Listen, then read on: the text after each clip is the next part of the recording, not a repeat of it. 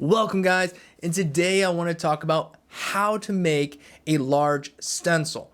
So today we're going to be taking a look at this piece right here. This was a piece I did for a client a while back. He had a very large shoulder, so this was just not going to fit on one sheet of paper. It had to be on two. So today I'm going to show you how we did it.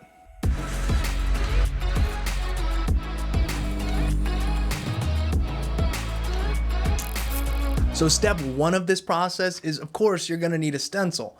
And that could be something done on your iPad and you just print it out at whatever size it is and work with it from there. Or it's something that you drew up on paper and you're gonna be using that. Nonetheless, you need the piece you're gonna be doing printed out. It can be any size, but you at least need it printed out. Now we need to head over to the printer and I'll show you how we take this and make it bigger. So I'm putting it in here, corner up here, shutting it, go down to copy ratio. I go to custom ratio. I'm going to take this to 150.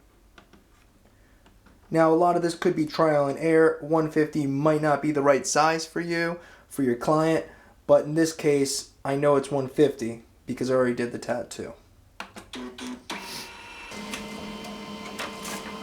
And here it is. Now, as you can see right off the bat, okay, cool, we got half of it like we wanted to, but we're missing a little bit over here. Now, this is a common occurrence, and I'll show you how to fix this. So, if we go back to our piece here, we just slightly flip it over. You see how much white is left there? It's trying to expand it. So we don't need all this excess here. So we're gonna let that hang over a little bit. So I'm gonna let it hang over here just a little bit, make sure it's still in. Now we're gonna shut it again. Keep everything the same. We're still at 150. We just wanted to adjust it slightly. Okay, and here we go. And there, as you can see, now we have it perfectly where we want it. Nothing's missing on the sides. So we're going to set this aside and we're going to flip this piece over. So with that set aside, we're going to flip it over.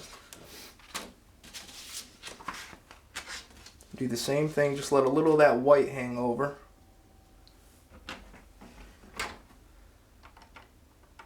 And it's all still set for 150%. We're going to hit start.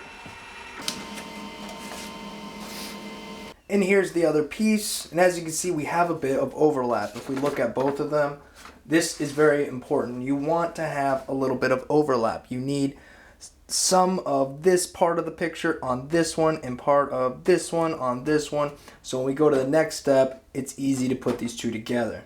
So let's get to that. So far we took this piece and we blew it up 150%, both the top and the bottom.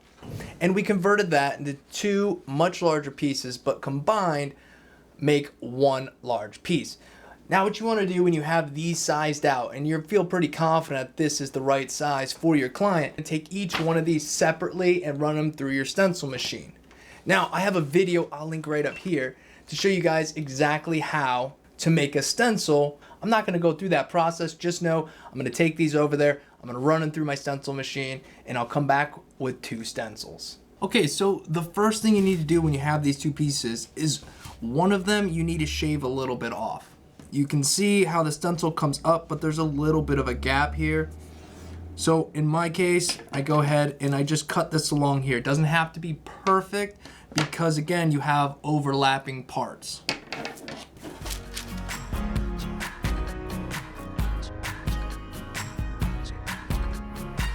Okay, now with that cut, the thing that you want to keep in mind is that this portion right here is going to be what's on the skin. This is the side that's going to be touching the skin.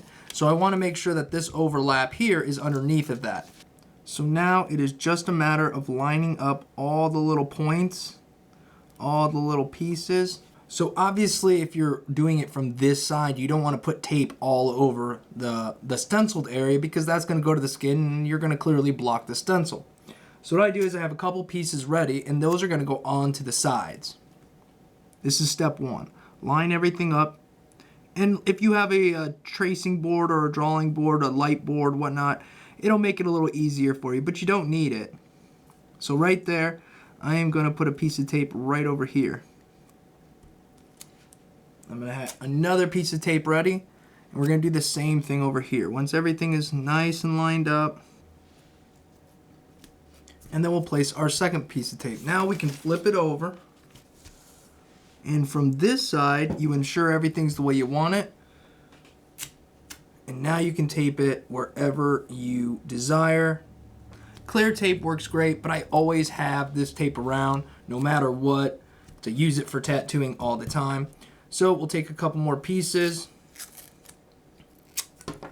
and we'll just make sure everything is together. So there's the piece. Now what I like to do is I'll flip it back over. I like to cut it out. And in this process, we will lose some of the tape, which is not a problem.